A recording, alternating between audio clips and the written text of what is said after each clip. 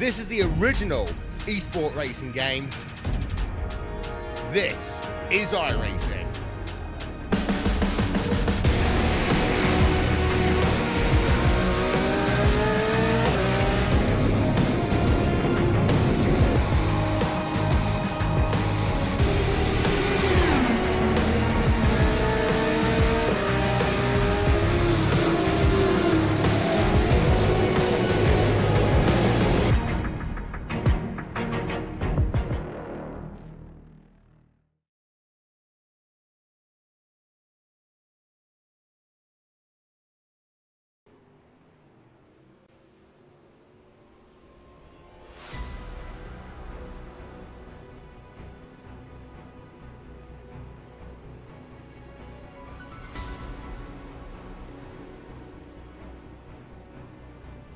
Good morning, ladies and gentlemen, and welcome to a special event here on the iRacing Esports Network, brought to you by Race Spot TV. We have coming to you today the late model showdown at Volusia Speedway Park, the 2019 iteration, sort of our homage to the Dirt Car Nationals, which is really the event that kicks off the dirt racing season every year at this same track. It'll be myself, Randy Chinnett, and Noah Lewis bringing you the event today. And Noah, we have some of the big names in dirt racing here tonight in attendance, as well as a handful of new names that I think maybe not used to seeing on this sort of stage. It'll be really interesting to see how these sort of newer guys and names we may not be quite as familiar with really tangle it up with some of the big names such as Tyler Ducarme, Virgil Graham, Blake Matulos, and all the rest. Oh, it definitely will, Randy. And I'm so excited to see these cars slipping and sliding around this track all race to try to get to the big show later on. While you guys get a look at my volume slider, we will also take a peek at the time left in the practice session. About 5 seconds left before qualifying gets ready to roll off. Drivers will have 5 minutes to do 2 laps, 2 solo laps. Of course, group qualifying, I'm not going to lie, group qualifying would be really entertaining to watch for these guys. Throw them all on track and let them at it. But of course, that would not make much sense. So as the time ticks down, let's actually shift over to our session camera and see what drivers are doing in qualifying. We'll bring up our side panel when drivers start finishing laps. But we'll give drivers about 20-30 seconds to get out there on track. And Noah, this is somewhat unique as well because it's really the first event that I'm familiar of, at least on the dirt side of things, as we take a look at the 8 of Jacob Fields as he rolls out onto the racing circuit. Really the first dirt event that I'm aware of, at least the first big one that has this new sort of day-to-night transition sequence happening. I know it's likely been sort of in the background for a while, but this is the first big event I've seen. It's going to be really fun watching this sun slowly go down over the course of this event as we get darker and darker. Oh yeah, it's definitely so fascinating. The new day-to-night transition that iRacing debuted here a couple of, almost about a month or two ago now. But, you know, these guys, as it goes from day to night, it's going to be so much more realistic like you see in real life. And these guys are going to put on a show just like it's that. So Jacob Fields is in the 8 on his first lap, goes quickest at a 16.022. We were seeing lap times down in the 15s in practice. Of course, with 20 some odd cars, that track will change over the course of the practice session. Blake Neer currently on track at the moment. Let's see what he can potentially put in as he works his way through here, corners number 1 and 2 and down the back straightaway. Currently 5th quickest. Let's see what he can do on his second lap through 3 and 4 in that black number 24. Comes off turn number 4, and he's going to go to a time of 16.573, 0.3 of a second worse for him at that second lap around. Yeah, a lot of these guys slotting in times at this right now, and Jacob Fields still the number 8 car at the top of the board. It'd be interesting to see. We saw these guys.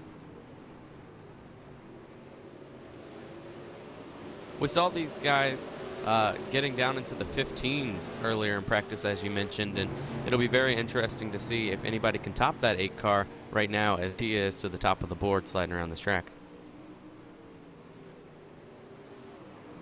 We're seeing more drivers slot in now, as right now you're seeing the, oh, and we got a new time there, Jordan Casey in the slots into that number 5 and that number 15.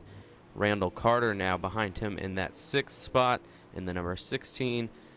But still, nobody down in the 15s like we saw in practice. Very interesting to see, as Jacob Fields in the number 8 still standing on the top of the board. Yeah, indeed he is. One driver that still needs to put in laps that I think could be quick, Cole Newhoff, and he only goes 12 quickest on his first lap here in the 18 machine, 16.2 even. Let's see what he does. Second trip around the racetrack. He looks a little bit off the pace, trying to run it down there along the bottom. This time down the front straightaway, he's going to go to a 16.3. So once again, seems like a bit of a pattern of drivers really getting that quick time on their opening lap. Lucas Chowning on his opening lap right now, coming off of turn 4. His opening lap will be not counting, so he's got to get this one in, and he doesn't look comfortable in that car at all. Slides way up the racetrack on the exit of 2. Going to try it against the wall in 3 and 4. No, he's going to bring it right back down to the bottom in that 9 car. This one has to be a good timed lap, and let's see what he goes to. 16.533, well down the order for Lucas Chowning in 27th. That is pretty much all the cars we have on track for you today. Michael Clark owes us a lap. He has not yet gotten out there on the racing surface. Right now, all times currently from the entire field, I believe we have 30 cars tonight, all within 0.8 of a second. So qualifying very close. And actually, the bulk of the field is within about 0.3 to 0.4 of a second. Yeah, definitely. And these guys, man, I am so pumped to get this thing started, to see what they can do. It's going to be a lot of sliding around here at Volusia. Not that big of a speedway. Bigger than some that we've seen on dirt, but not that big of a speedway. It's going to be so fun to see who can make it through. And as we get ready to tick down towards heat race number 1, we'll do a quick overview of your format. We're going to have a handful of heat races for you tonight.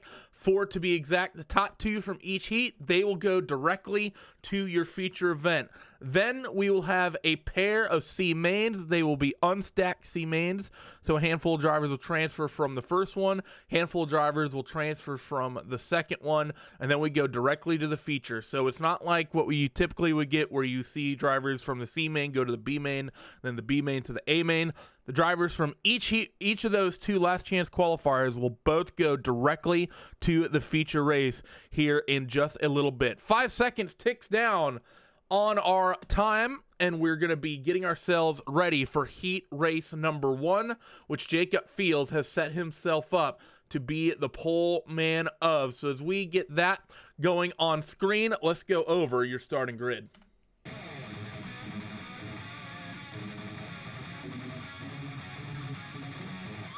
So it's going to be Jacob Fields on pole, with Jordan Casey in second, with Mike Fingal and Cole Newhoffen making up that second row. Eric Scalf, Tyler Schell on row number 3, with BJ Deal and Timu Toika on row 4. 8 cars will be making up this first heat, and as we said, top 2 will transfer. Noah, I know that this is sort of your first kind of go around with us. You've been trying to get into the broadcast booth for a while, just hasn't panned out. What are you expecting for heat races tonight? I think things are going to get crazy. Oh yeah, it's such an interesting system, something so unfamiliar to me. I've always been more of an oval stock car guy, so to come in here and watch these guys slide around the dirt, and just how the format of each race is set up, it's going to provide us so much action throughout the entirety of the event, and I'm so looking forward to doing that and calling it with you, man. So 8 cars rolling off for heat race number 1, taking on the first of their 2 pace laps here behind the iRacing safety car. Nerves for these guys probably going to be up there, because you want to try to get yourself transferred in best you can, but at the same time, you want to get yourself a nice, calm, and cool finishing position, be able to at least set yourself up for a good starting spot in that last chance qualifier. I have to say, Jacob Fields probably the easy favorite in this opening heat race, but I keep an eye on Cole Newhoffen as well. Very, very successful driver, been around for a while. I know he's normally a bit of an open wheel guy, but I'd be hard pressed to say that he couldn't wheel one of these things around. But some guys are more akin to one car or the other. We've seen that in the past. Some drivers really loving these late models, excuse me, or even the modifieds, while those others take a lot more to the open wheel cars, such as the midgets and the winged and non-winged sprint cars. So as the field runs down the back straightaway, we are going to get racing opened up for the late model showdown here at Volusia. iRacing safety truck just about pulls down to the safety of pit road, and the 8 of Jacob Fields will get on it in 3 and 4. We are green for heat race number 1.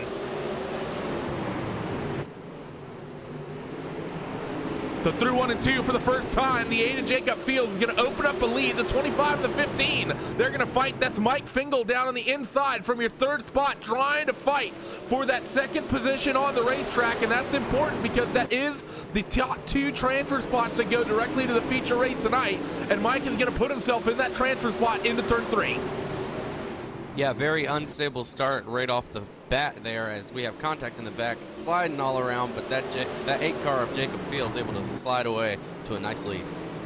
18 and the 15 fighting for third and fourth. That's Jordan Casey and Cole Newhoffen. Newhoffen in the 18 as to the bottom is going to go Jordan Casey. He's dropped back to that 4th spot as Newhoffen has picked up 3rd, and that's going to be, I think, a pass pretty much done and dealt with for Cole. He's got that pass pretty much sorted, and now he's going to set his sights on the 25 of Mike Fingal, who currently holds that second transfer spot. Jacob Fields has already opened his way out to about a 0.6 of a second lead here as they come across the stripe, maybe even a little bit larger than that. Indeed, is closer to 7. So for right now, the big race is between Mike Fingal and Cole Newhoffen. Cole doing everything he can to keep this 25 honest and maybe force a mistake. Yeah, diving in pretty hard there. He had to get away from that number 15 of Jordan Casey. He has done that. Now tracking down that number 25 to get into that transfer spot. He's going to do everything he can here to get to that back bumper and pass him. Cross flags were last time by as we're halfway through this heat race and now getting a little bit further into it, starting lap number 7 of 10. So the 25 feeling the pressure from Cole Newhoffen through 1 and 2. You see them all kind of run in the middle. No one really right up against that inside retaining wall. Everyone's sort of leaving a little bit of room. Although in 3 and 4 they are running a little bit lower as they peel now through and in towards 1 and 2 once again, running 8 of 10.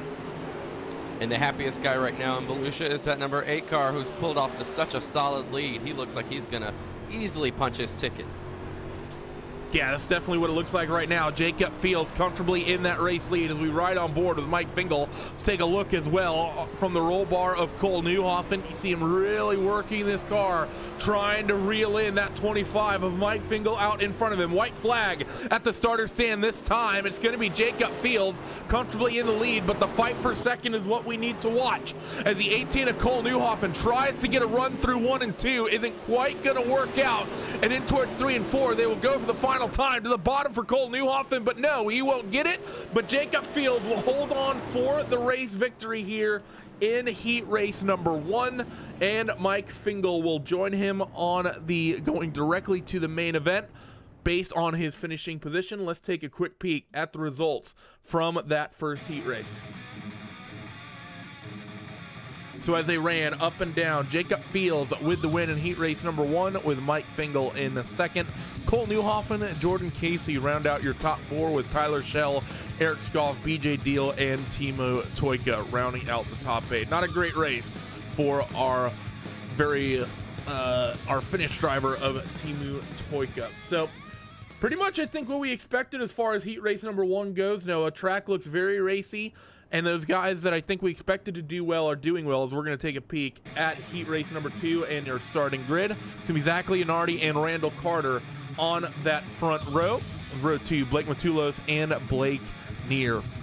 Rocky Battenfield and Ryan Bueller on row 3, and the 8-car field will be rounded out by Brian Waynat and Joe Letteriello. So once again, handful of big names here in heat race number 2, but a handful of names we aren't quite as used to as well.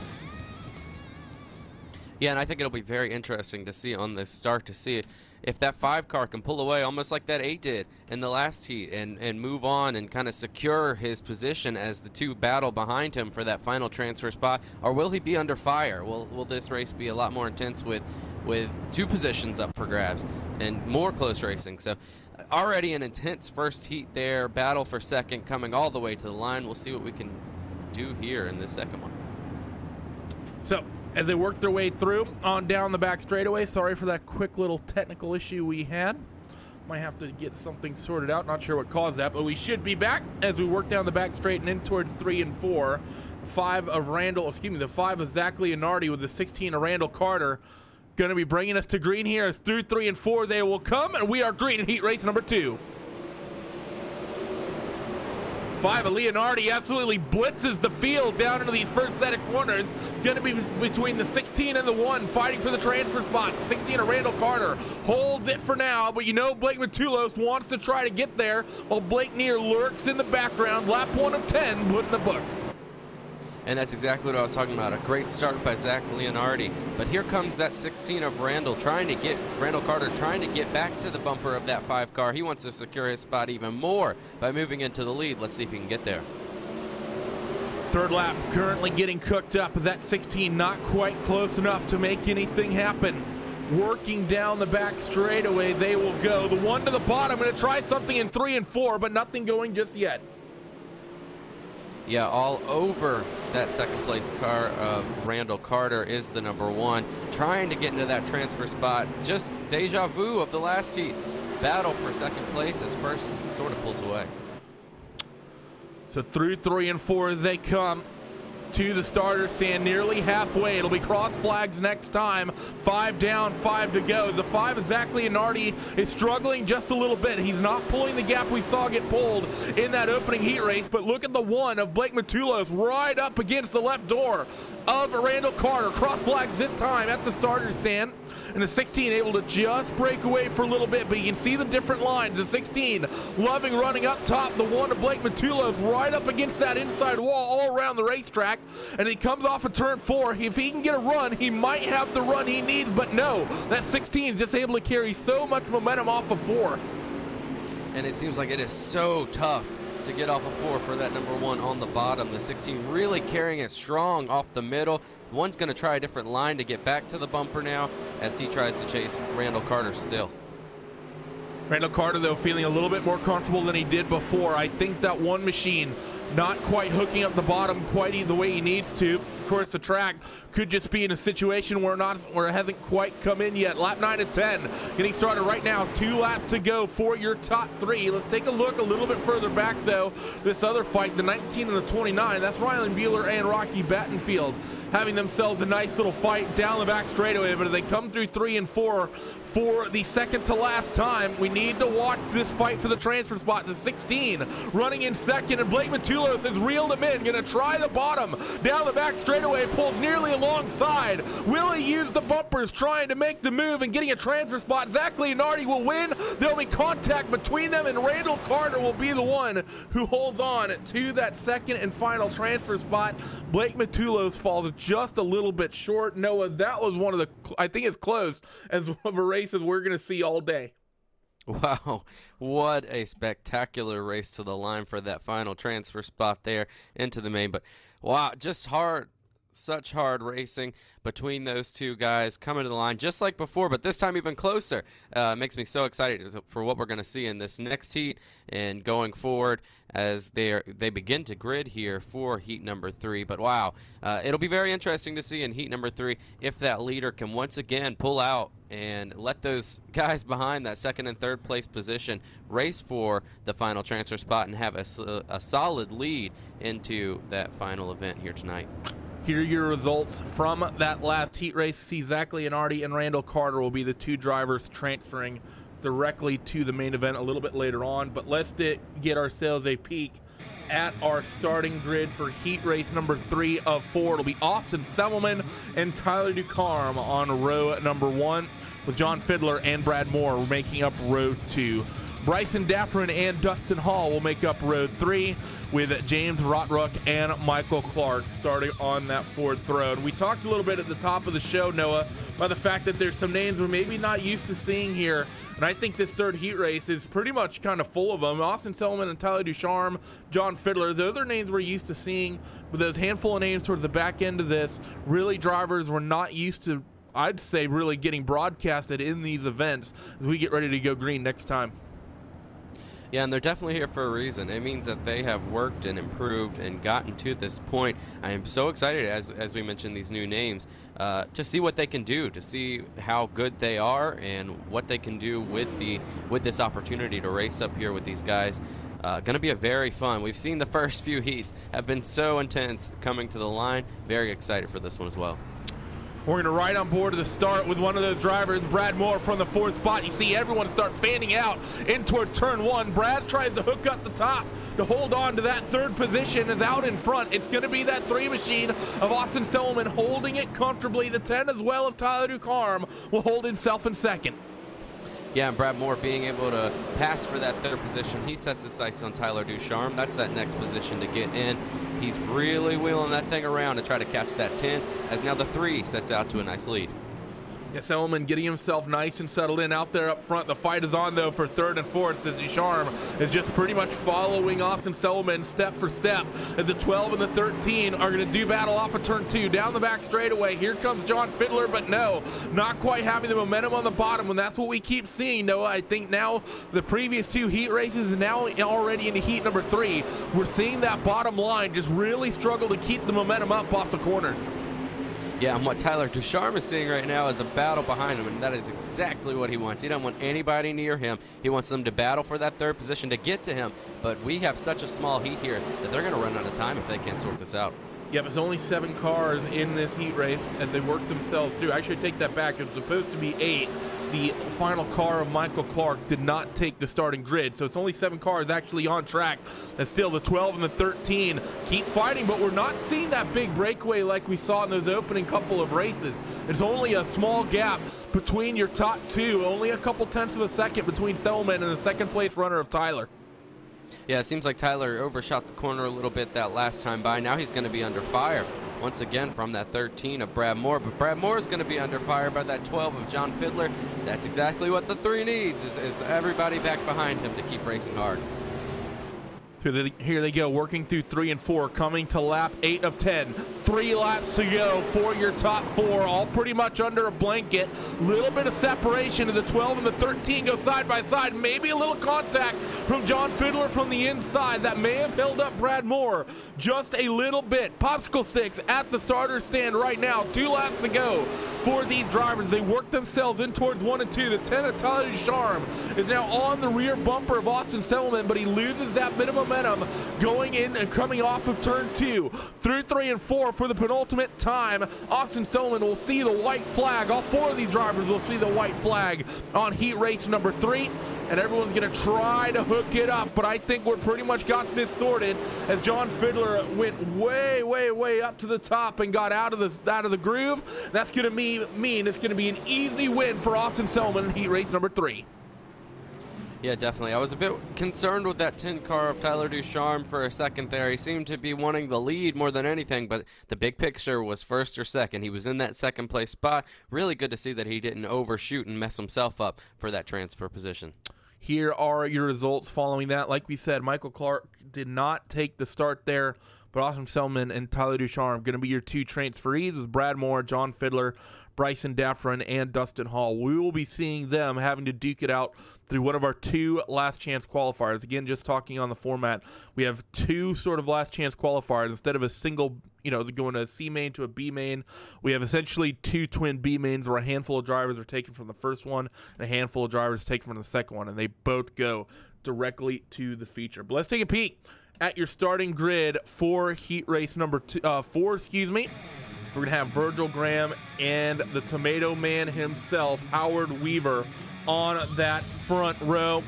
Making up row 2, Dan Smolders and Blake Brown. Nathan Kasler and Nick Daffron here on that 3rd starting spot, or on the 3rd row, with Lucas Chowning being the sole driver on row number 4. Big names here, being of course on this front row, Virgil Graham and Howard Weaver. Couple of very accomplished drivers. We saw Howard Weaver in that number 2 car be very competitive in that World of Outlaws Craftsman Late Model World Championship Series. Noah, coming 2nd in that championship was Howard, and you know that he's going to be, I think, trying to put on a very successful campaign here in 2019. Oh, definitely. And if we see this heat go anything like the last 3 that we've had, it is going to be a good one. Be interesting, as I mentioned on the last few, if Virgil can get that jump early and get out to a nice lead as they battle behind him, that would be the ideal position. But I think that 7 car is so talented behind the wheel of these late models here on the dirt that he's going to have no problem keeping it up front. We haven't done it all day, and let's do a little bit of it. We're only going to run for about the opening lap. A little bit of fan immersion on the nose of the 17 of Blake Brown from row number 2.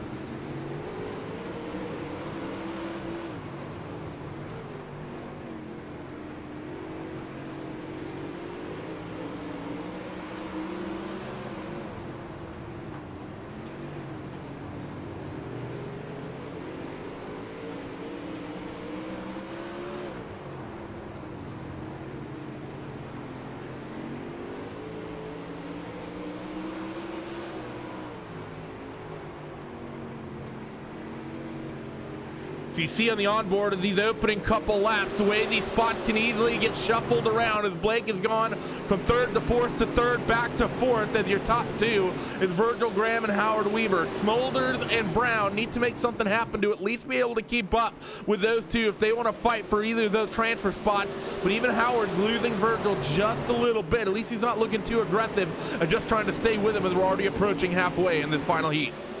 Yeah, Virgil now able to get a nice lead here, but on that first initial start, all over the bottom of the track was Howard Weaver underneath Virgil Graham. But as we've seen, out of 4, that bottom lane does not prevail upon the top and the middle. Virgil Graham was able to slide out in front of him, and right now he's setting sail.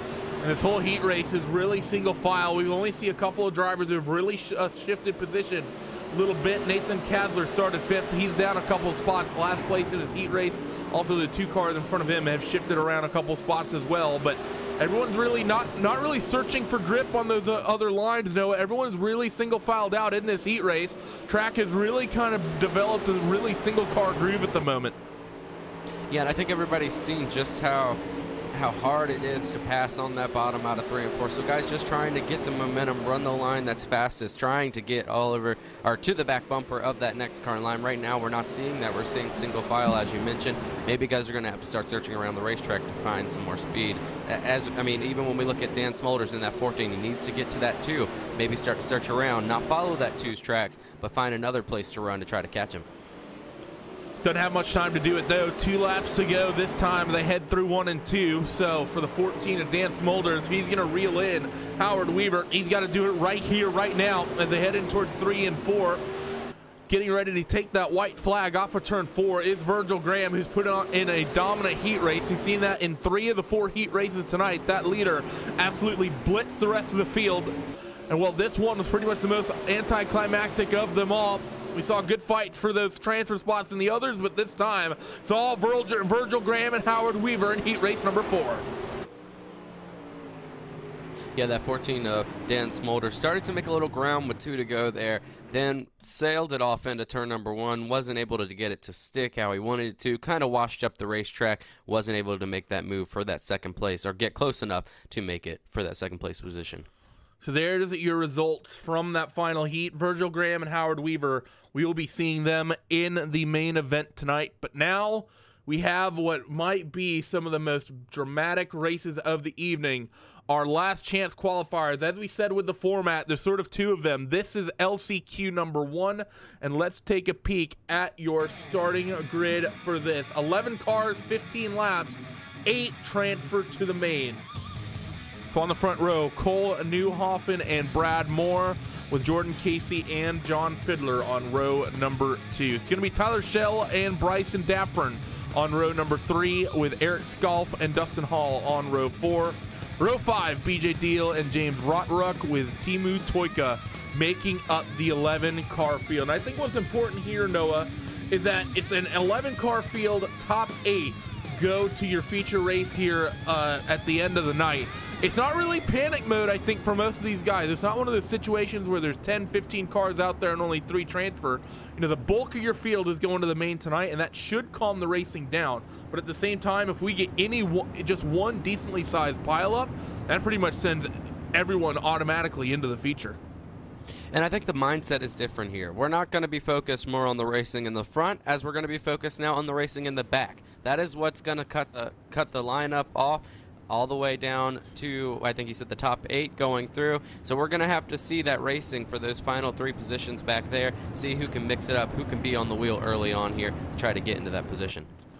We'll have to take a look and see what exactly happens. Cole Newhoff and Brad Moore on that front row. You know they're going to be calm. I'd say if you're on row 2, you're likely going to be calm as well. Maybe a little worried if you're on that third row, Tyler Schell and Bryson Daffrin. But row 4, you're basically starting on the bubble, as Eric Skalf and Dustin Hall will be the bubble boys coming to the start of this one. We'll keep an eye on those transfer spots when we get a little bit deeper into the race. But first things first, we got to get the start of this thing. And here comes the 18 of Cole Newhoff, and green flag on LCQ number 1. Yeah, diving down into turn number 1, already jostling for positions. That 28 car was trying to make a move pretty early there in the back, wasn't able to successfully do it, but now they're very close toward the middle of the field. And they're 3 wide for second, and they come off turn 4. Not sure why they're risking that, but great racing in toward the front of the field. The 15 getting absolutely beaten around. They're still 3 wide, nearly 4 wide, and they peel down the back straightaway and in toward 3 and 4. And the 11 car is going to go around. The 21 gets involved as well. He's going to be the only one involved. Replay of this coming up on your screens. Absolutely fantastic racing to start this. We're going to get a look at it on the blimp cam as you watch this sort of front group really join up a couple of times. They eventually fanned out 3 and then towards 4 wide going down the back straightaway.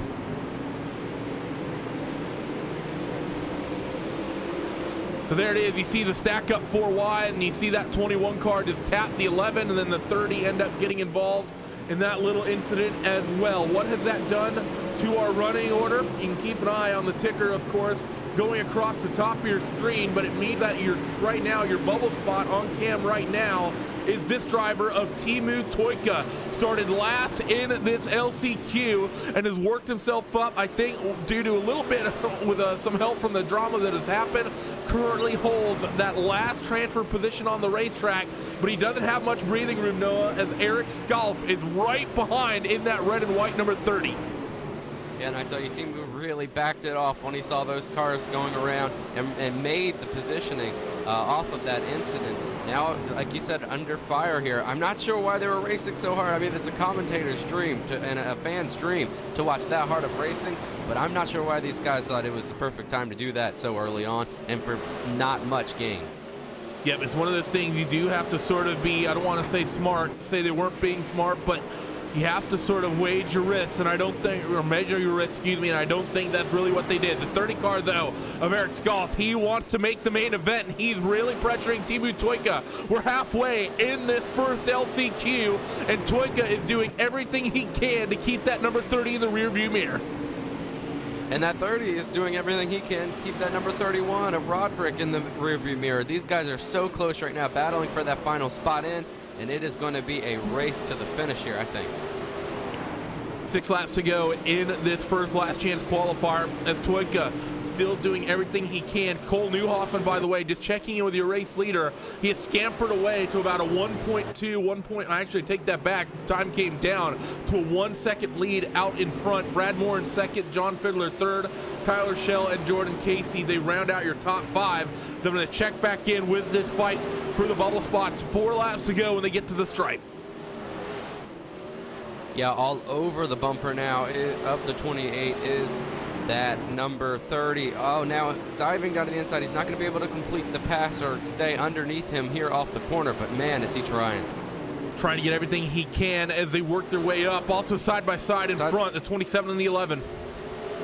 Yeah, that's exactly what I was just about to make mention to. These guys racing so hard up there. Oh, almost contact in front of them. That could play a factor to the finish of this. So let's see what'll happen. 2 laps remaining when they get to start finish this time. Lap 14 of 15. Teemu has been able to give himself a little bit of breathing room. How is that going to work out here as they work down the back straightaway? Teemu doesn't quite get the run he wants up top. Will that open the door for the 30 of Eric Skalf side by side? You also have the 27 who's a little off the pace as well. White flag this time for the entire field. Race leaders already going in towards turns number 3 and 4. It's going to be Cole Newhoff who wins this LCQ as Teemu gets a little loose coming off of turn 2, 3 and 4 for the final time, and Teemu will just about hold on, and indeed he will, and he will make up your last transferee after a very, very close fight.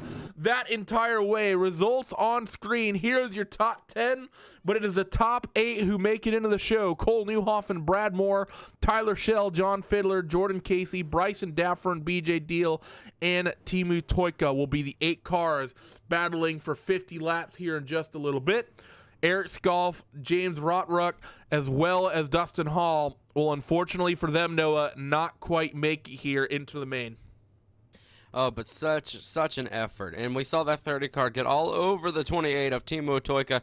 Timu coming out of that turn, getting a little unedged, a little sideways, and the 30 car having to check up just a bit. That really sent him flying up the track. We know this dirt is so slick. Any bit of gas change will really hurt the performance, really hurt your efforts, and that's what happened there at the end. Perfect for Timu Toika, unfortunate for the 30 of Eric Skolf.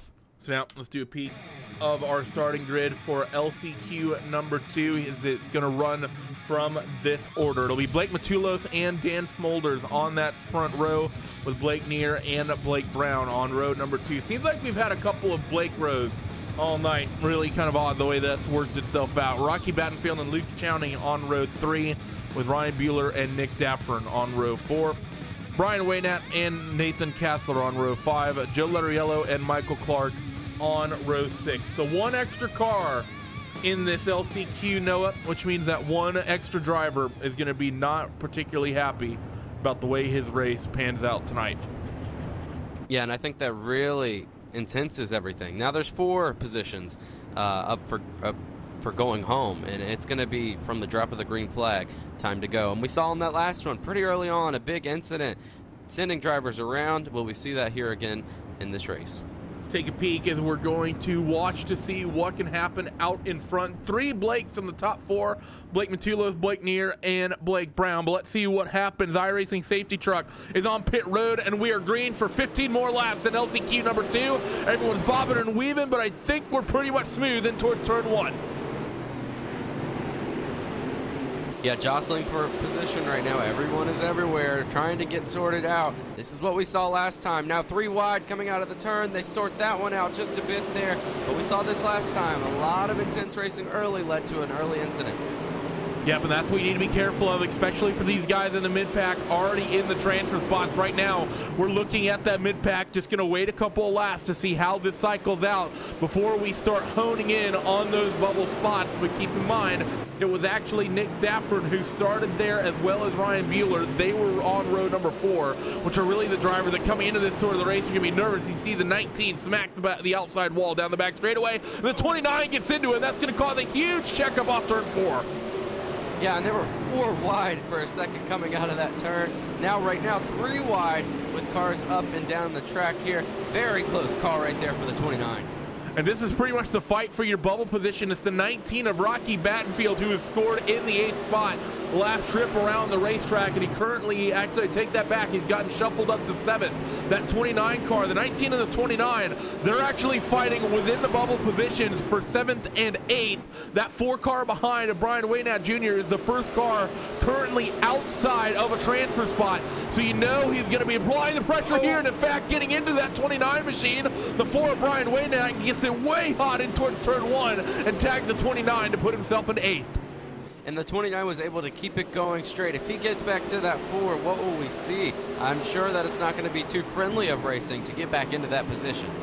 Yeah, I think you're definitely right about that one. It's going to be something he has to keep in mind. It was, I think, a little bit of a questionable move, maybe on the dirty side. So if he gets there, I would not be surprised if that 4 car does not make the main event. But now Brian Waynat, he doesn't have to push nearly as hard now that he's in this 8th spot, but he's going to try to, and he's going to test the 19 and the 22. They're going to be 3 wide into 3. Wow, all over each other right there, coming out of the turn. 29 getting a little unsettled off of the last corner, turn number 2, and that's what led to that 3 wide action. They're able to sort it out right now. Still working each other here as they work down the back straightaway. We'll ride on board with Brian for just a little bit. You see the way the cars are fanning out ahead of him. That 19 car really checking him up. Will he go to the top in 3 and 4? No, but he'll run the middle. Doesn't get that car quite as sideways as he may have wanted.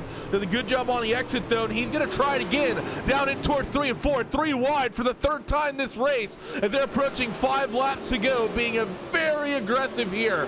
towards the tail end of this last chance qualifier when you already have a transfer spot locked up. Nick Daffern, by the way, is the new bubble boy, and the 29 of Ryan Bueller is a man on a mission to get himself back into this feature. And I was just about to make mention, as they make contact up in front of them, they keep it going straight. But now that 22 car, as we just mentioned, moving into the 8, now diving underneath the 4 for the bubble spot, and now the 29 back to the bumper of both of those guys. We saw what happened with the 4 a little earlier. Oh, it's contact, more contact coming out of turn number 4. This one's going to be a bit more dicey. The 29 gets sent into the outside wall, contact with, I believe it was Nathan Kastler, which causes that checkup, and that, I think, was just two drivers going for the same bit of real estate at the same time. So as things heat up, they're going to cool off here on the final lap, or excuse me, on the second to last lap. Working lap 14 and 15, the 26 and 23 get into each other, and the 23 of Kastler gets forced up into the outside wall. Now it'll be the 29 and the 26 to fight, but again, they are now well down the order from a transfer spot. It's going to have to be a big incident to see one of them make this race, but out in front, that one car of Blake Matulos has been pretty much picture perfect, and with a 1.5 second lead, he will win LCQ number 2, and the 22 of Nick Daffern will hold on to that final transfer spot. Wow, what a race there. Oh, it's just such intense racing everywhere on the track, especially around that bubble spot. We saw the 22 of Nick Daffern get up from that contact with all of those guys, single file there, running into each other. He got up the track. That let the 29 get closed back in, and then they were racing harder behind in the non-transfer spots to try to get in that position. That's what caused them to lose ground, and now we have that Nick Daffern just was able to set sail from there and get into that position. Got ourselves a peek at the results from that last LCQ. See Blake Matulos, Luke Chowning, Dan Smulders, Blake Brown, your top 4, with Blake Neer, Brian Waynat, Rocky Battenfield, and Nick Daffern. But the drivers were going to be a little bit probably on the bummed out side. Joe Letteriello, Ryan Bueller, especially I think that driver in the 29 definitely seemed like he had the speed, just didn't quite have the luck of going that entire time. And then Nathan Kastler and Michael E. Clark going to be the drivers there that those last 3 that will be on the outside looking in. We are going to step away for a moment as we get ready to bring you the feature race here. It's about a 4-minute warm-up for these guys. We're going to take a quick ad and we'll be right back. Be sure not to go away.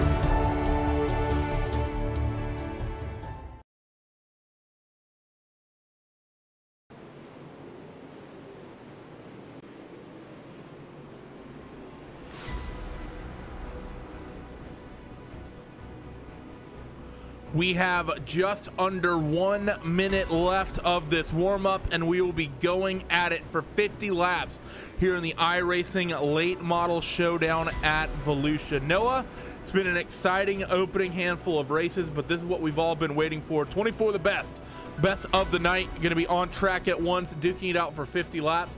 What are you expecting in this 50-lap main? Oh, what are we not expecting? I mean, we've had such great racing in all of the heats and the C main, or the C main and the B main that we've seen so far. So I am totally, I'm extremely excited to see the racing that we're going to have between these guys. This is for all of it. This is the big show. They've made it. It's finally here. We're going to see racing everywhere around the track, not just for transfer spots, but for spots to win, for spots to move up position. It's going to be a great race. And for some of those guys that maybe got the finish they would have wanted in those heat races, this is going to be the first time they see the track and that we've seen them since their heat race. But as the counter ticks down to 0, the starting grid will open up. So let's take a peek at the starting grid for our 50-lap main event. It's going to be Jacob Fields and Zach Leonardi starting on this front row, with Austin Selman and Virgil Graham on row number 2. Mike Fingal and Randall Carter will make up row 3, with Tyler Ducarme and Howard Weaver on row number 4. Cole Newhoffen and Brad Moore will make up the 5th row, with Tyler Schell and John Fiddler on row 6. Jordan Casey, Bryson Daffern on row 7, with BJ Deal and Timu Toika on row 8. Blake Matulos, Lucas Chowning on row 9, Dan Smolders and Blake Brown on row 10, with Blake Neer and Brian Waynat on row 11, with Rocky Battenfield and Nick Dafford making up the 24-car field tonight. So a handful of things that you need to keep in mind when watching this. Caution laps. While we haven't been seeing yellows all evening just yet, we will be seeing them for this finale race here as the field starts to roll itself off. So caution laps will be in effect, and caution laps will count here in this 50-lap main event. And that's a pretty big shakeup, because we've seen some pretty physical racing, Noah, especially towards the tail end of those LCQs. That keeps up. That means we're just going to see laps essentially tick down with not much racing at all. Yeah, and a couple more elements into play here. We have 50 laps now, not as short as the other races, and now we have jostling for position everywhere. It's not going to be, well, we're in the transfer spot, let's keep it calm. It's going to be, let's go from the drop of the green flag to get up front. Yep. So first pace lap in the books, as the 8 and the 5 will work their way at the head of the field for one more time behind the iRacing safety truck. I think those two really are the drivers to watch. Austin Selman had some sort of technical issues, could not make the grid. He will not be in this feature race. Virgil Graham will be rolling off in 4th, and it will actually be Mike Fingal, that 25 car, one of the drivers that we talked about, maybe a name we're not used to seeing, at least on these race spot broadcasts. He will get bumped up to that 3rd starting position. But down the back straightaway, iRacing safety truck, lights are out, will be coming down to the safety of pit road. Jacob Fields will be in command of this one, waiting. He gets on it. We are green for 50 laps at Volusia Speedway Park. Already a humongous wreck in the back. Cars flying everywhere. I saw one car flying around the track. Not what we wanted to see here on the initial start, but caution is out nevertheless. I'm going to be honest, I really missed that one, so we're going to have to go to our replays, see exactly what happened. It's taking a peek basically toward, oh, it's the 15 car, it looks like, who was up and over there. See who that was. Jordan Casey is that driver you saw upside down. We're going to take a peek. This is, of course, before the green came out, and let's see what happened. Looks like may have just been aggressive driving, and oh, that's your traditional mistake that you make here at Volusia here, Noah, is he really just got on that throttle way too early and pretty much clipped that inside wall coming off of turn 4.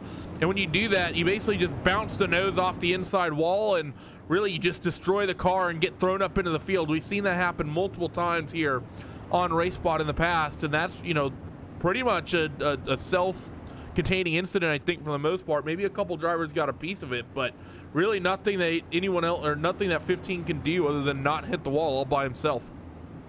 Yeah, very unfortunate for that 15 to right off the bat have an issue there. just, you know, like you said, a mistake that's prone to happen here at this track especially. And unfortunately, he'll be going home now with the other guys that went home before this race even really got started.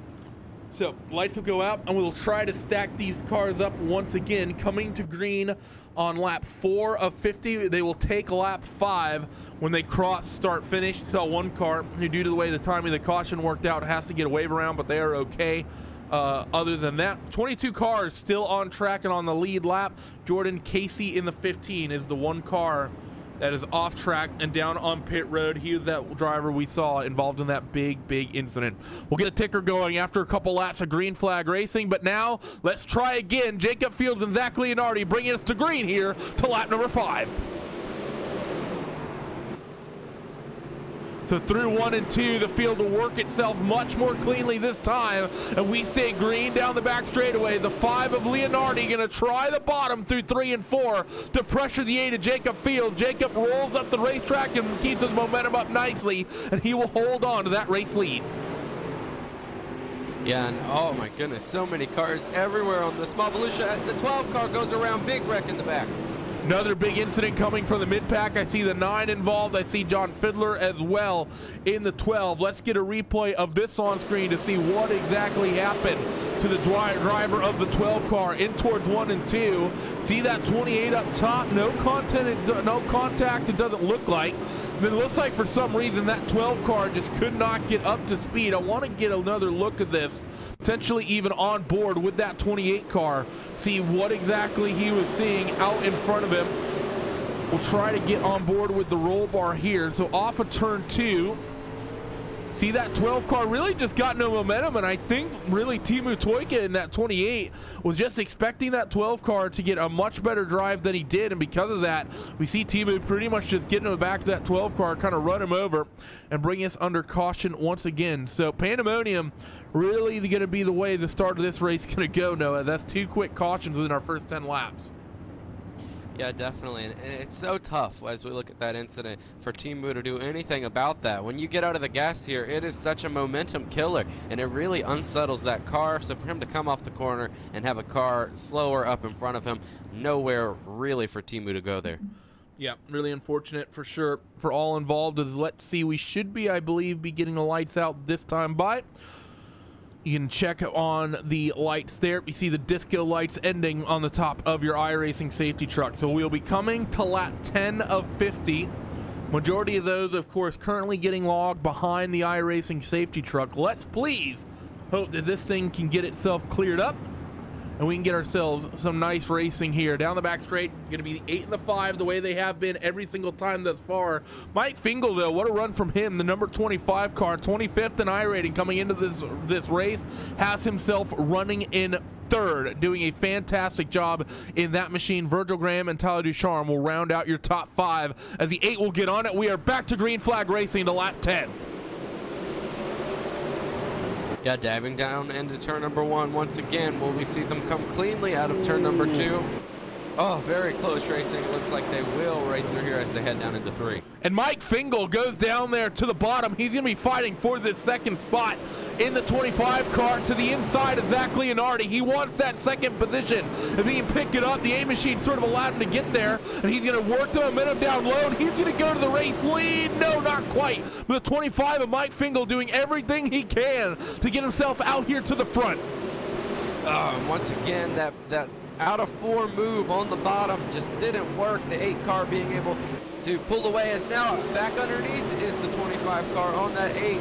Will he be able to make something happen on the bottom through 3 or through 4 here? Not going to be able to do so.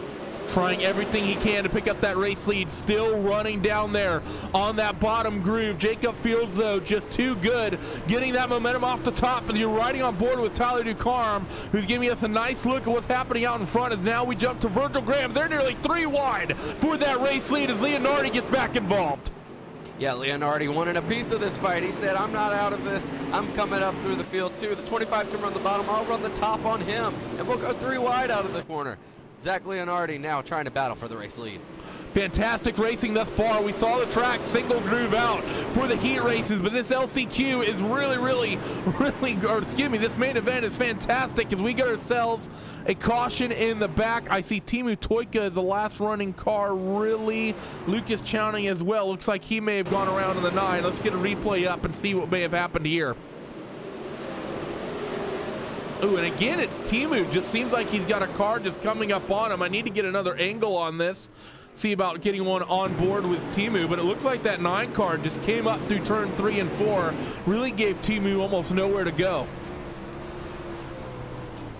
Yeah, riding on board with him here. And yeah, just sliding right up in front of Timu Toika. Very tough position, especially from the in car there. You can see for Timu to do anything there when a car slides up in front of him. But that's a product of this racing. You got to be ready for that. And as the slider, as the aggressor, you got to be ready to go around once you make those moves. And I will say, someone who's going to be really frustrated with the way the timing of this caution played out, Noah, is just that number 25 car of Mike Fingal. He did all that work to get his way up into second, was doing everything he could, and then Zach Leonardi was able to apply just enough pressure that when at the time the caution came out, that 5 car was actually scored in the second spot. So for Mike Fingal, he did all that driving, all that wheel work, did everything he could, going 3 wide to get himself into second and fighting for the race lead, and he still ended up relegated back to 3rd for this restart. Yeah, definitely probably not where he wants to be, but we saw that 5 be able to get a run off the top on that number 25 there. So if the roles switch, if that 5 tries to dive underneath the 8 and the 25 comes around on the top, will he have the upper advantage that we saw Zach Leonardi get from that last restart and from that last run? Still a handful of drivers we've seen not really get involved with this race lead as well. Virgil Graham, Tyler Ducharme, Howard Weaver just have not had the speed to really contend with those top 3. How will they become a factor as this race goes on? Lights out and the field is stacked up. We're going back to racing 7 laps short of the halfway marker. Jacob Fields once again in command of the field as we've seen pretty much all night. He gets on it. We are back to green here at Volusia. So down into turn number 1 again, and they're very tight once again out of turn number 2, able to make it through there as the 8, and now 3 wide just about for the lead. Here comes that 25 on the bottom. That's what the 8's going to want to see as he gets clear from the lead off of 4, and the 25 and 5 go to battle. Yeah, the 7 and the deuce as well, just lurking in the background. The 25, the only one on that bottom line. No one else wants to try it as they stay side by side for second. Mike Fingal trying to get his way there, just can't quite do it. That 25 now backing off of it right now as the 5 dives underneath for the race lead. We've seen that's not the ideal line headed down into turn number 3 and 4. Coming out of 4, I believe that 8 car is going to have clear for the lead.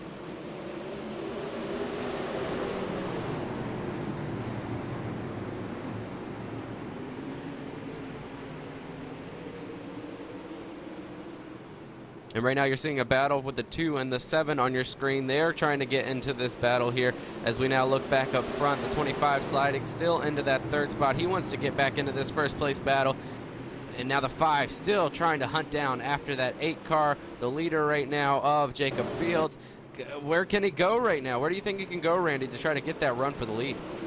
I'm not really sure right now. He's going to probably try it on the bottom of the 7 and the 2. They line up side by side. They're also working on Mike, just trying to get around that 25. It'll be halfway in just a couple of laps here. The 25 holds up the 7 just a little bit and chops the nose off the 2 of Howard Weaver. So Mike Fingal really doing a good job just blocking all the lanes as he possibly can to hold on to this 3rd spot, because both Graham and Weaver have really picked up the pace as Zach Leonardi goes to the bottom halfway this time through, but still can't quite get there.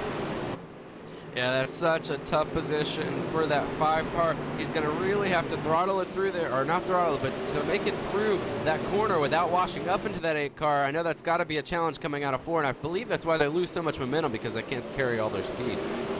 Yeah, it definitely is the big factor to just trying it's the 7. Oh, catches it. Sorry about that, Randy. The 7 was almost going around with a little bit of contact back there. He catches it and keeps going. That's going to be Mike Fingal breathing a sigh of relief then, excuse me, because that's going to give him a bit of breathing room with that 7-car Virgil Graham really being at the head of that sort of pack here, Noah. That's going to mean that Mike Fingal now, he gets about 6, 7 or so car lengths between himself and that 7th place runner of Virgil Graham. Yeah, and the 8 still trying to do the 5 still trying to do everything he can to get to that 8 car.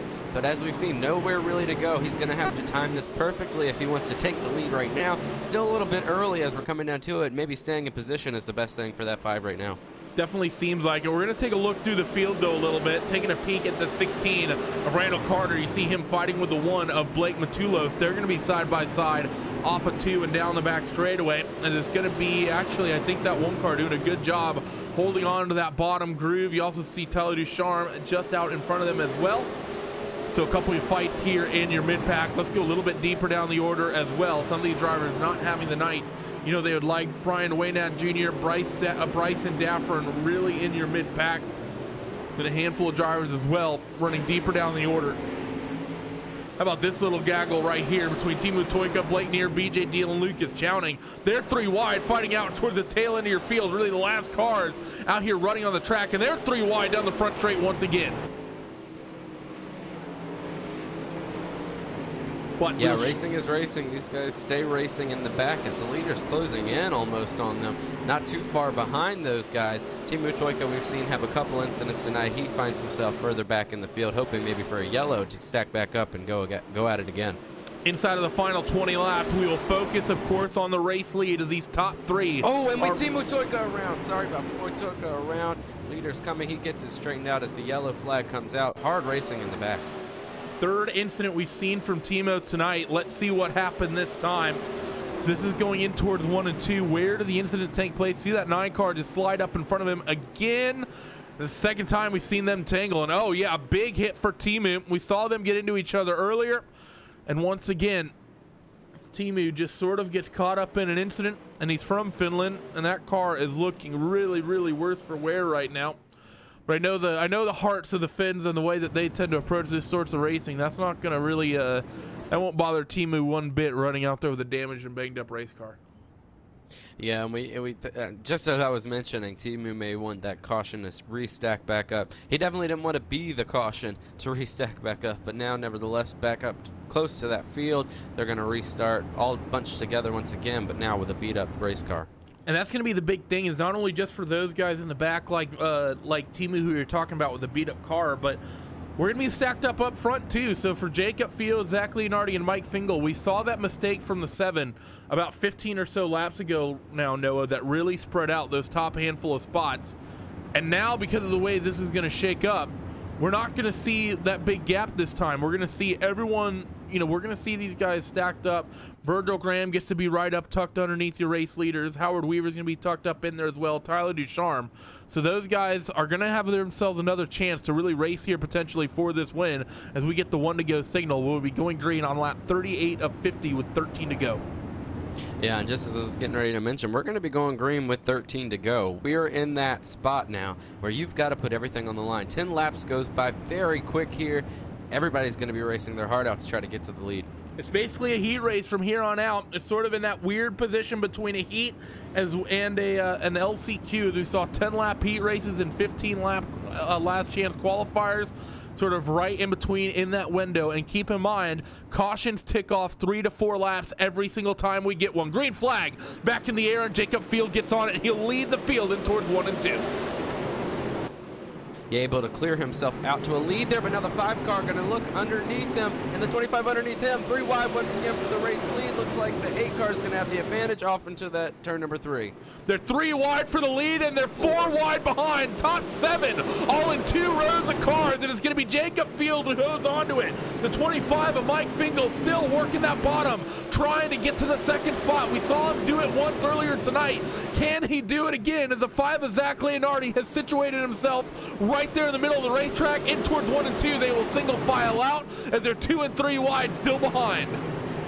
It's go time, Randy, and for the second consecutive time, we saw them coming off of turn number 4 wide. I don't know how these guys are hanging on to it, but what great racing is now the 5 still battling and putting pressure on that 8 car. Where can he go as the caution comes out?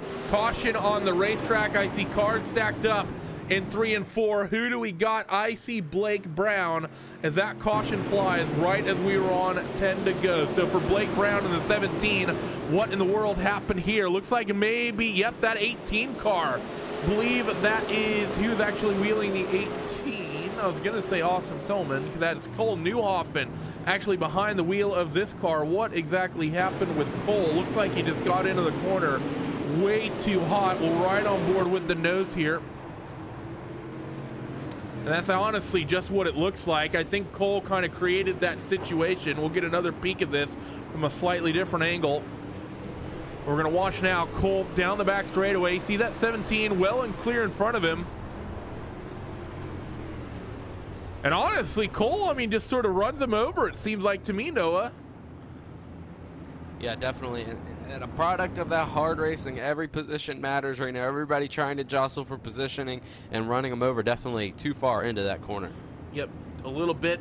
And now what's going to happen on this restart, because we just saw him 3 wide for the lead, 4 wide for 4th. So your top 7 all fan out into 2 rows of cars. We got through that once. Is there any chance we get through that a second time? Because we're not going to see a calmer restart. No, we're laps are ticking away. Laps are ticking off the board, and these guys know that every lap that goes by, it's even more of an aggravation to get to that front. They want to be in the front. They want to get around that 8 car who has just completely dominated the race tonight. So now we're definitely going to see that 4 wide may not work coming off of these turns. Everybody's going to try to get everything they can. 6. We will have 6 laps to go on this restart. You see the lights out on the iRacing safety truck. We have 21 cars currently scored on the lead lap. Let's see how this plays itself out. The 8 of Jacob Fields has led every lap, every step of the way, all night for himself. Let's see what happens now. He's going to pick it up the throttle through 3 and 4. Green flag back in the air with 6 laps to go. How will they fan out this time through 1 and 2? Not as good of a restart for that 8 car. The 5 maintaining the top position. That's going to give him the advantage as he clears for the lead. Just one mistake is all it took. You see them bouncing around on each other 3 wide for about 5th, 6th, 7th on the racetrack. The 25 of Mike Fingal is running for 3rd as well. He gets into the 7 of Virgil Graham with 5 laps to go. As out in front, the 8 of Jacob Fields knows that he has made a mistake and has potentially thrown this race away. Caution. Wow. What a mistake. Oh, Randall Carter upside down. Caution. 25 going around after the caution is out there. We'll get a peek at that in a moment.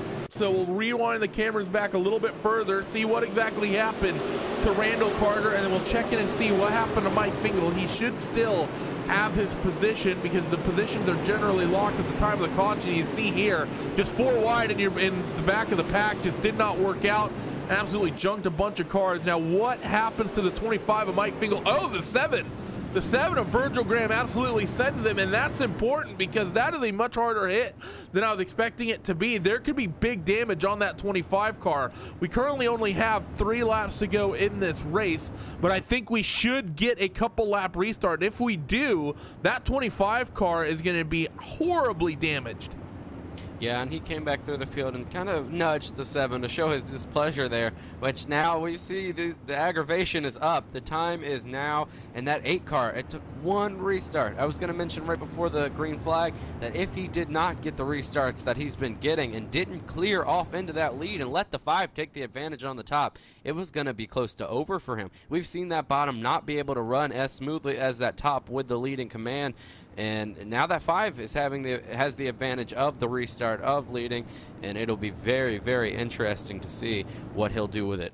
He has the advantage, and he has to hold on for 1 lap. The lights, as you can see on the iRacing safety truck, are out. There are 2 laps to go, which includes this caution lap. We will have 1 half-mile sprint to decide this one. Who's it gonna be? The 5 of Zach Leonardi or the 8 of Jacob Fields? The 8 led all the way up until that final restart where he gave the lead to the 5 car. What will happen now? One opportunity for these guys. Green flag back in the air. Green and white at the starter stand as they head now in towards 1 and 2. Zach Leonardi will settle into the race lead through the first set of corners and down the back straightaway, and Jacob Fields is just about there but not close enough. Here comes the 25 of Mike Fingal as well, but off of turn number 4, the 5 of Zach Leonardi will hold on and win here at Volusia. And all of that was a perfectly timed out restart from that 5 of Zach Leonardi. Heartbreak in the 8 camp for sure of Jacob Fields after dominating this race. One bad mistake, one bad restart caused that 8 to lose his running position in the front, and not enough time for him to try to make any moves on a restart with 1 to go.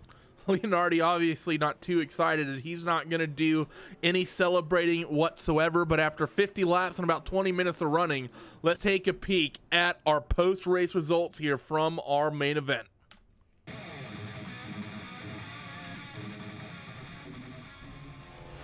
So there you go, Zach Leonardi. He didn't lead a lot of laps all night, pretty much dominated his heat race and didn't lead anything until inside of the final 10 laps of this one, and it was just 1 restart that set him up to win that race. He will take victory tonight with Jacob Fields, easily the most dominant driver of the evening in that 2nd spot. Virgil Graham in 3rd, Mike Fingal 4th, and Howard Weaver round out your top 5. Tyler Schell will be in that 6th spot with Dan Smolders in 7th, Rocky Battenfield in 8th with Brian Waynat and Bryson Daffern rounding out your top 10. Lucas Chowning will finish in the 11th spot with Blake Brown in 12th, BJ Deal 13th, Blake Matulos in 14th, and Timu Toika, a driver who is involved in I think pretty much every single caution that we had tonight except 1 or 2, will be in that 15th spot. Blake Neer in 16th with Nick Daffern, Tyler Ducharme, Cole Newhoffen, and Brad Moore rounding out your top 20, and drivers who did not have the sort of night they would have wanted, all finishing laps down. Randall Carter in 21st, John Fiddler in 22nd, with Jordan Casey and Austin Selman rounding out your 24 car field here tonight. We're going to step away for just a couple of moments. We will be back in just a little bit. Get ourselves some post-race coverage. Do not go away.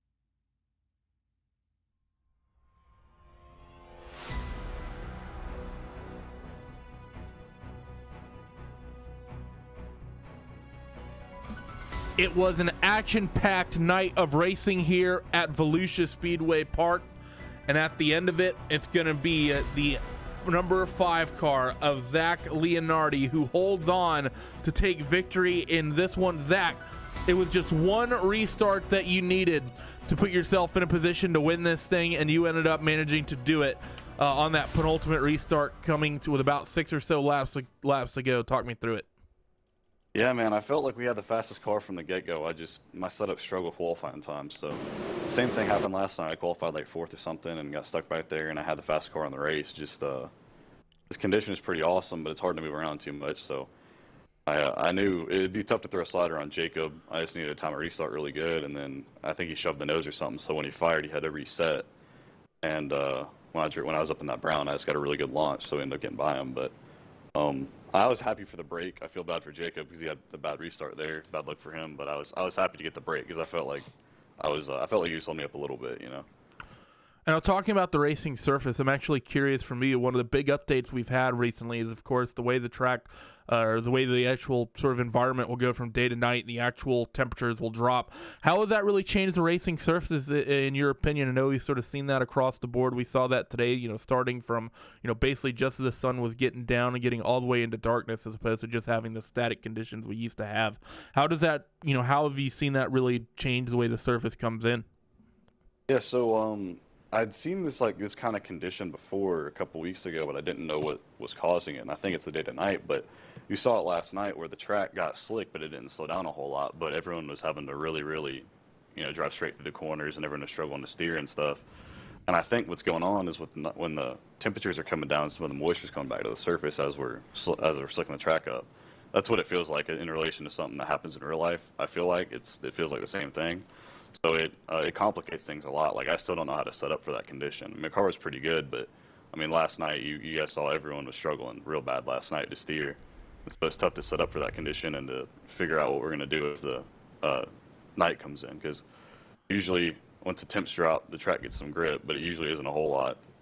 But it feels like there's some moisture coming back because we're not getting the track like super dry, slick all the way across, and it definitely makes it tricky. And there's a lot of spots of traction, spots of no traction. You just gotta hit that stuff perfect. And now, talking about this, one last question before I get to sort of the closing out question. We saw with about 10 laps to go a restart with you guys. You, the 8, and the 25, 3 wide for the race lead, and then behind you guys for 4th, we had 4 guys spread across 4 abreast. That about the craziest bit of racing you've had in the service? Yeah, it was really hectic because I didn't see what was going on behind me, but I had Duchar on my team speak, and he was like, "Dude, we're 4 wide," and you know, I'm sitting there in the middle, 3 wide right here. I mean, yeah, it was awesome just to see a track that we can do that on. You know, I mean, Volusia, as I haven't really liked it that much in the past, and usually it ends up getting to like where you have to run the middle or the bottom or the top, but it usually doesn't have that much multi-groove. And ever since this day to night update, I feel like we're having a lot more multi-groove racing. I mean, you saw, obviously, I was living or dying by the cushion up out of 2 and having to run through the middle in 3 and 4. Jacob was kind of struggling through 1 and 2. He was good in 3 and 4. And then 25 was, I mean, he was rolling the bottom. And I didn't think there was a whole lot down there. So, obviously, it really goes to show that how good these guys have been doing with it. Well, congratulations, Zach. Thank you for joining us. Before we let you go, who gets it done for that number 5 car, excuse me? And are we going to see what all championships will you be taking part in this year? Just the late models, or are we going to see you in the sprint car world championship I'll as just well? be in late models. I wanted to do sprint cars, and I was going to, but I'm not great with setting them things up. I don't really know what they need, so I need to get someone that's I got Cole on my team now, so I got someone to help with sprint car stuff, so I may go for that one next year. But right now we're just looking at the late models. But I want to give a big shout out to iRacing iFlag with Jeff Brown. You know, they make some of the best iRacing accessories you can get. I use a pit box. I love that thing. You use my code. I believe it's ZACH2019, ZACH2019. I want to thank Dead Zone Racing. Those guys give me a whole lot of what I need. You know, me, Tyler, and Cole now, and Casey. We make a really good team. So I'm happy to have all them guys. Colin Signs, EDI. I think that does it. And want to give a shout out to you guys for broadcasting these things. You know, you guys probably do most of the broadcast races that I run in, so I really appreciate the good job y'all do. Well, we enjoy you guys coming out and put on a good show and making it fun for us. Just a little bit of 3-wide and 4-wide action. If we can get that a little bit more often, it would be great. So thanks for joining us, Zach. Congratulations on the win, and good luck to you in the late models when those get kicked off a little bit later in the year. Thanks, guys. So there he was, your race winner of Zach Leonardi. Timed it after that one restart, just able to hook up the top when he needed to. The driver, though, who pretty much dominated the rest of the night, just unfortunately didn't quite get a single restart he needed. He gets shuffled back to to second, and he has now stood by with Noah Lewis. That's Mr. Jacob Fields. Actually, I think we have Virgil Karam here, and who I'm just completely just talk to Virgil. We'll ignore everything I just said. Virgil, you were you placed tonight here in that third position. Man, we saw a lot of intensity right around where you were running all night long. Lots of 4-wide, close racing. You weren't able to get to the front ever tonight. That was really stunk up by Jacob Fields and Zach Leonardi, but just intense racing back there. What did you see from tonight? What was your takeaway?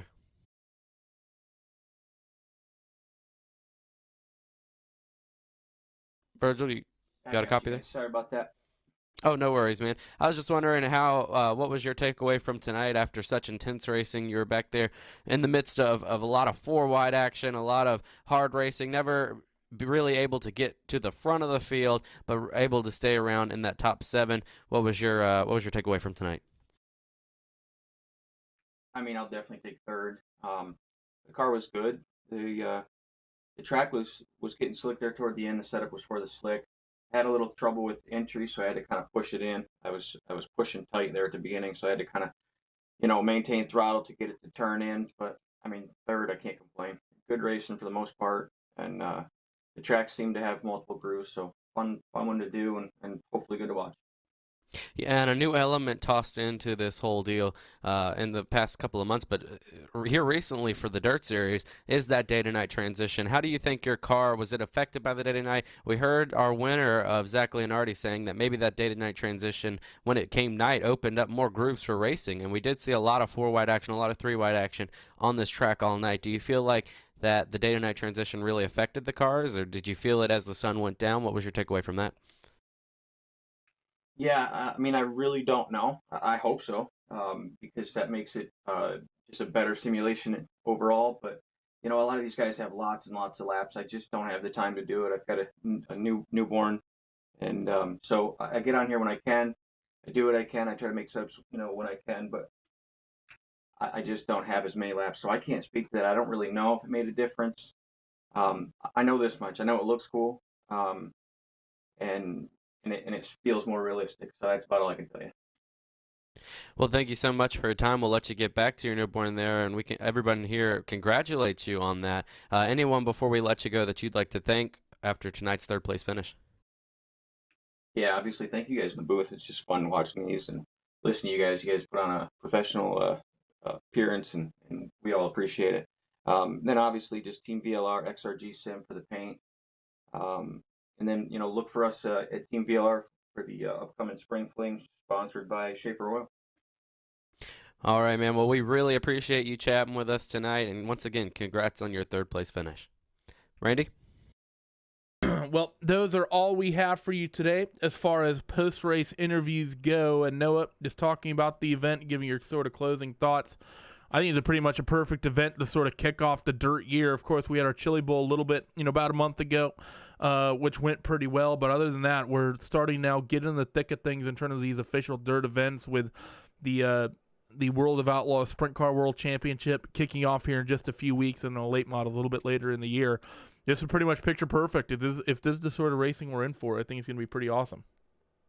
Yeah, I tell you, I wasn't sure of what I was getting into when we came into tonight. I wasn't sure how I'd never actually watched or been a part of a race at Volusia. I have in other dirt series, but never here at Volusia. So I was coming in here with a cover over my face and high expectations on what to see here tonight, and it did not disappoint. We saw these guys racing 4-wide, 3-wide in every event that we have, whether that was the last chance qualifiers or the heat races or even that feature, especially that feature there at the end.